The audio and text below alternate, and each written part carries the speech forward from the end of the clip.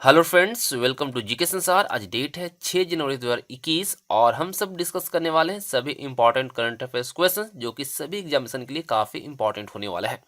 तो अगर आप हमारे चैनल पर पहली बार विजिट कर रहे हैं तो चैनल को सब्सक्राइब करने के साथ साथ बेल आइकन को जरूर प्रेस कर लीजिएगा, जिससे कि सभी लेटेस्ट वीडियो की नोटिफिकेशन आप तक पहुंच सकेगी।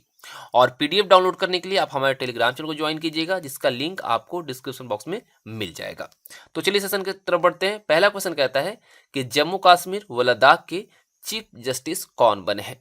तो जैसा कि आप सब जानते हैं 31 अक्टूबर 2019 से जम्मू कश्मीर और लद्दाख जो है केंद्र शासित प्रदेश बन चुका है और यहाँ पे जो हाई कोर्ट है वो कॉमन है और यहाँ पे जो अभी चीफ जस्टिस बने हैं वो बने हैं जस्टिस पंकज मित्तल। और इन्होंने जिसका स्थान लिया है वो थी जस्टिस गीता मित्तल। ये रिटायर हो गई हैं और इनकी सेवानिवृत्ति के बाद ये जो स्थान है जस्टिस पंकज मित्तल ने लिया। और ये जो पदभार इन्होंने ग्रहण किया, जो शपथ ली, वो 4 जनवरी 2021 को लिया और इनको जो शपथ दिलाया गया वो जम्मू कश्मीर के उपराज्यपाल मनोज सिन्हा के द्वारा दिलाया गया। आपको मैं बता दूं कि जस्टिस पंकज मित्तल जो है वो इलाहाबाद हाई कोर्ट में न्यायाधीश थे और उन्होंने जस्टिस गीता मित्तल का स्थान लिया है।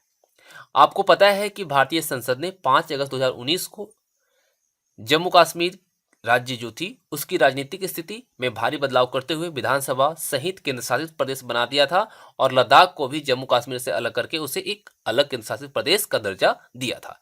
और जो पुनर्गठन है ये 31 अक्टूबर 2019 से प्रभावी हो गया था, है ना। कब से? 31 अक्टूबर 2019 से। इस चीज को आप याद रखिएगा, ठीक है।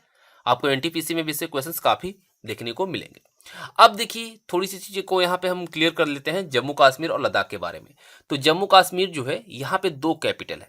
एक कैपिटल जो है वो है श्रीनगर, जो कि मई से अक्टूबर के बीच रहता है, और दूसरा है जम्मू, जो कि नवंबर से अप्रैल के बीच रहता है, ठीक है। यहाँ पर अगर हम जिलों की संख्या की बात करते हैं जम्मू कश्मीर में, तो यहाँ पे जिलों की संख्या 20 है। उपराज्यपाल जो वर्तमान में है मनोज सिन्हा है। और अगर आपसे पूछा जाए कि पहले उपराज्यपाल कौन थे जम्मू कश्मीर का, तो वो कौन थे? वो थे गिरीश चंद्र मुर्मू। अगर हम यहाँ पे बात करते हैं संसदीय क्षेत्र की, तो राज्यसभा की सीटें यहाँ पे 4 हैं, लोकसभा की सीटें 5 हैं और विधानसभा की सीटें 114 है, ठीक है। ये आंकड़ा आपको काफी हेल्प करेगा पेपर में। अगर हम क्षेत्रफल की बात करें जम्मू एंड कश्मीर की, तो जम्मू कश्मीर का जो क्षेत्रफल है वो है 42,241 किलोमीटर स्क्वायर, ठीक है। और अगर वर्गमील में देखा जाए तो 16,309 वर्गमील। अगर यहाँ पे हम अधिकतम ऊंचाई की बात करते हैं तो नून शिखर है, ठीक है। नून शिखर जो है अधिकतम ऊंचाई पे है यहाँ पे, और इसकी अगर ऊंचाई की बात करें तो 7135 मीटर है। और अगर इसे फीट में देखेंगे तो 23,409 फीट होता है। अगर हम निम्नतम यानी कि सबसे कम ऊंचाई वाली बात करें तो चेनाब नदी है, जिसकी 247 मीटर ऊंचाई है, यानी कि 810 फीट ऊंचाई है। अब बात कर लेते हैं थोड़ा हम लद्दाख के बारे में। तो लद्दाख का जो कैपिटल है वो है आपका लेह। यहाँ पे नंबर ऑफ जो डिस्ट्रिक्ट्स हैं वो हैं 2, और वो कौन कौन सा है? लेह और कारगिल। उपराज्यपाल की बात करें तो राधा कृष्ण माथुर यहाँ के उपराज्यपाल हैं और सांसद जो है वो है जमयांग सेरिंग नामग्याल। और आप सबको पता है कि उच्च न्यायालय जो है वो जम्मू और कश्मीर उच्च न्यायालय ही है, क्योंकि कॉमन है ना। अगर हम क्षेत्रफल की बात करते हैं तो क्षेत्रफल जो है यहाँ का लद्दाख का वो 1,66,698 किलोमीटर स्क्वायर है। कितना? आप नोट कर सकते हैं, 1,66,698 किलोमीटर स्क्वायर है। और अगर आप इसको वर्गमील में देखेंगे तो 64,362 वर्गमील हो जाएगा। अधिकतम ऊंचाई की अगर हम बात करें, बहुत इंपॉर्टेंट है, तो है सालतोरा कांगरी, जिसकी ऊंचाई है 4742 मीटर। और अगर इसे फीट में देखेंगे तो 25,400 फीट हो जाता है। और सबसे कम जो है निम्नतम ऊंचाई जो है वो है सिंधु नदी। उसमें क्या है? जम्मू एंड कश्मीर में जो है चेनाब है और इसमें सिंधु नदी है, जिसकी ऊंचाई है 2550 मीटर, यानी कि 8370 फीट, ठीक है। अब देखिए यहाँ पे बहुत चीजों को आपको बारीकी से समझना है कि काराकोरम पर्वतमाला की सालतोरा पर्वतमाला जो है वो उप श्रेणी का सर्वोच्च पर्वत है और ये विश्व में इसका जो स्थान आता है वो आता है 31वां, ठीक है। कितना? 31st। अब यहाँ पे जो चीजों को आपको नोट करनी है वो करना है कि यहाँ पे सबसे पहले जो चढ़ाई किया आरोही जिसको कहते हैं वो कौन थे? तो थे आर ए बशीर, और दूसरा था ए सैटो, और तीसरा वाई ताकामुरा। याद रखिएगा, 3 लोगों ने चढ़ाई की थी, R A Bashir, A Saito और वाई ताकामुरा। इन तीनों ने सबसे पहले इस पे चढ़ाई की थी।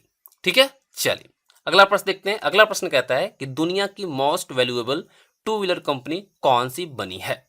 तो आपको मैं बता दूं, इसका जो सही आंसर रहेगा वो रहेगा बजाज। भारतीय बहुराष्ट्रीय दोपहिया और 3 पहिया वाहन निर्माता कंपनी है बजाज ऑटो। इसने 1 जनवरी 2021 को बाजार पूंजीकरण जो है 1 लाख करोड़ रुपए क्रॉस कर दिया, और उसके बाद ही दुनिया की most valuable two wheeler company बन गई है। आपको मैं बताना चाहूंगा, NSE यानी कि नेशनल स्टॉक एक्सचेंज पर बजाज का 2021 के पहले दिन जो शेयर रहा वो 3479 प्रति शेयर रहा, और इसी कारण इसका जो बाजार पूंजीकरण है वो 1,0670 करोड़ रुपए से अधिक हो गया, और इसी के साथ ये जो है सबसे मूल्यवान कंपनी बन गई, और दुनिया की पहली ऐसी टू व्हीलर कंपनी है जो इस मार्केट कैप के मामले में इस मुकाम को हासिल करने में कामयाब रही है। अगर इसका हम हेड क्वार्टर की बात करते हैं बजाज ऑटो का, तो इसका हेड क्वार्टर है पुणे महाराष्ट्र में, और इसके जो MD है यानी कि प्रबंध निदेशक जो है वो है राजीव बजाज।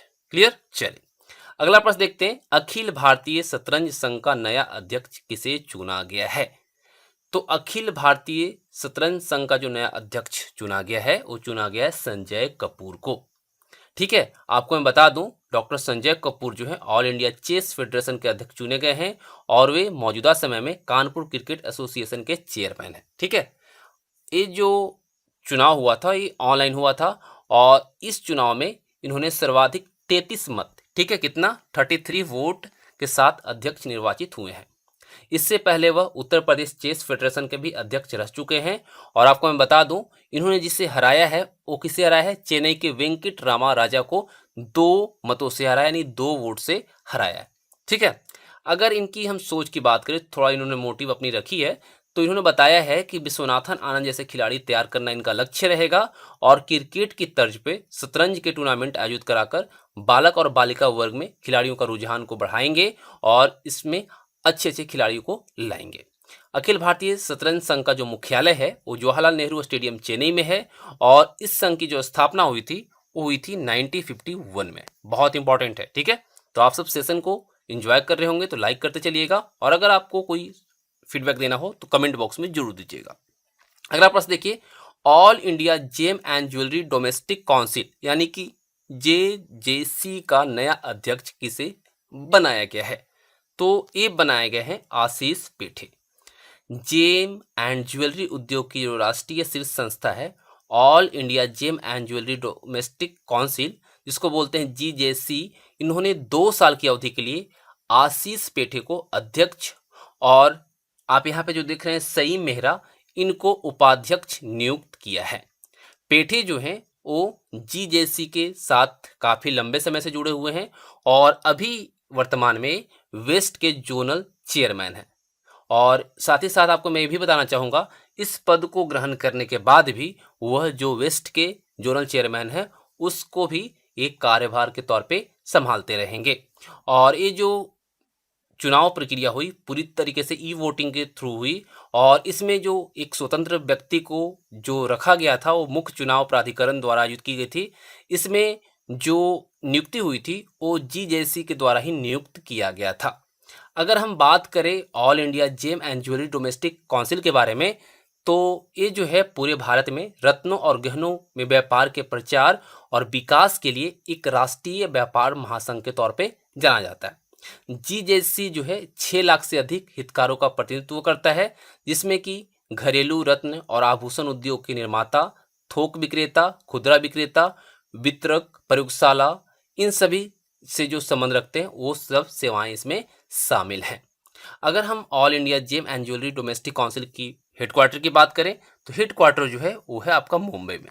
ठीक है, कहाँ पे है? मुंबई महाराष्ट्र में है, और इस काउंसिल की जो स्थापना हुई थी वो 2005 में हुआ था। ठीक है, और अभी इसके अध्यक्ष कौन है? आशीष पेठे, और उपाध्यक्ष कौन है? सईम मेहरा। ठीक है, क्लियर। चलिए, राष्ट्रीय मेट्रोलॉजी कॉन्क्लेव 2021 किस संगठन की स्थापना की 75वीं वर्षगांठ पर आयोजित किया गया? बहुत ही महत्वपूर्ण प्रश्न है। तो यहाँ पे सही आंसर जो रहेगा वो क्या रहेगा, CSIR NPL। आपको मैं बता दूं कि प्रधानमंत्री जो हमारे देश के हैं श्री नरेंद्र मोदी, इनके द्वारा 4 जनवरी 2021 को वीडियो कॉन्फ्रेंसिंग के माध्यम से नेशनल मेट्रोलॉजी कॉन्क्लेव का उद्घाटन सत्र को संबोधित किया गया। राष्ट्रीय मेट्रोलॉजी कॉन्क्लेव 2021 का जो आयोजन है वो वैज्ञानिक और औद्योगिक अनुसंधान राष्ट्रीय भौतिक प्रयोगशाला यानी कि CSIR NPL नई दिल्ली द्वारा इसकी स्थापना के 75वें वर्ष को चिन्हित करने के लिए किया गया था। अगर इसका थीम का हम बात करते हैं, इसकी विषय की बात करते हैं इस वर्ष का, तो metrology for the inclusive growth of the nation इसका थीम था। और इस कॉन्क्लेव के दौरान पीएम मोदी ने नेशनल एटॉमिक टाइम स्केल और भारतीय निर्देशक द्रव्य को राष्ट्र को समर्पित किया और राष्ट्रीय पर्यावरण मानक प्रयोगशाला की भी आधारशिला रखी है।